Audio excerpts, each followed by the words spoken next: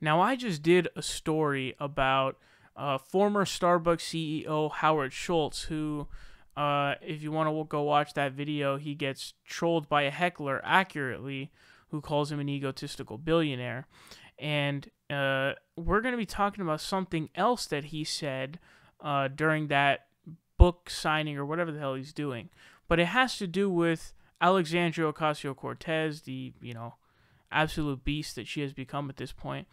She is like one of the most influential people at 29. Like, holy smokes. She has shifted the Overton window so far in the United States of America. I mean, Bernie set it up. It's like Bernie doing like a setup, like let's say it's like a volleyball and then she like spikes it. Because now we have a conversation about 70% marginal tax rates. And these are things that 70% of the United States agree with. 70% of the United States agree with. So if you guys remember the Sean Hannity clip that I showed you guys where he goes after her and her policy guy, Dan Riffle on Twitter, his username is every billionaire is a policy failure. And I have to agree with that. So here is what happened. And I think Aaron Sorkin was the dude who was doing the interview. So he said, Alexandria Ocasio-Cortez's advisor says that every billionaire, and you are one of them, is a policy failure, meaning that the capitalistic society that we live in today is improperly structured and that actually your success and becoming a billionaire is a failure of the system. What do you think of that? And this is Howard Schultz's response. He said, it's so un-American to think that way. First of all, I'm self-made, as you said. I came from the projects and took advantage of the promise of the country. I'm living proof of the American dream and the aspiration, the magnitude of the opportunity that was presented to me. I think there's a problem that she has identified, but I think the way she's going about it, unfortunately, she is a bit misinformed. So no, it's you are the dude who is misinformed. Every billionaire is indeed a policy failure. And I don't think people realize how much money $1 billion is. Having the wealth of $1 billion, the net worth of $1 billion. How many millions are there in a billion? There's literally 1,000 millions in a billion. So we're not talking about 500 million here. We're not talking about 750 million. We're not talking about 900 million. We're not even talking about 998 million. We're talking about $1 billion. But this guy's a billionaire. So you know what's so perverted to me? So first of all, we had for about 5 decades marginal tax rates between 63% and 92%, and it fluctuated a bit throughout that time. I believe it was through like the early 1930s up until 82. I believe in 81 it was like 63, and then it went down to 50, and it went downhill from there during the Reagan years, right? And the highest of that being at 92 under Dwight D. Eisenhower.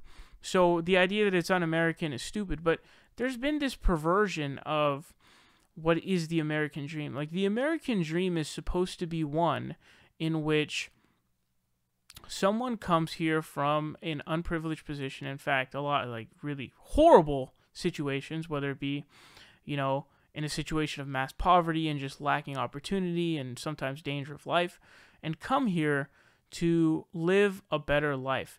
The American dream is not to become a billionaire, because being a billionaire means that what you have done is you have contributed to the detriment of the social cohesion of the nation and the society. And not only that, but on top of that, you've had to exploit the labor of thousands of people in order to get there. So in the process of getting to that point, you've had to take advantage. And he even used that phrase in there, take advantage. Yeah, you are taking advantage. You're taking advantage of the lives of normal people and, laborers, and you're profiting off of them, and you're exploiting their labor, and you're exploiting what they've done. So that's not the American dream. The American dream is not to be a greedy asshole who's a billionaire. Again, let me repeat. $1 billion, there are 1,000 fucking millions in a billion. Don't try to ever argue that billionaire is not a policy failure. A nation and a society is not built to have billionaires, okay? And what I'll never understand about people who are capitalists, and I'm one of them, but the more right capitalists, the more right-wing capitalists, and I've seen them do this too, where you bring up Rockefeller and you bring up Carnegie and you bring up the monopolies that they created, and they go, oh, well, how did they get so wealthy? And it's like, you're defending something that will lead to the detriment of your own fucking system. You know that, right? You fucking idiot.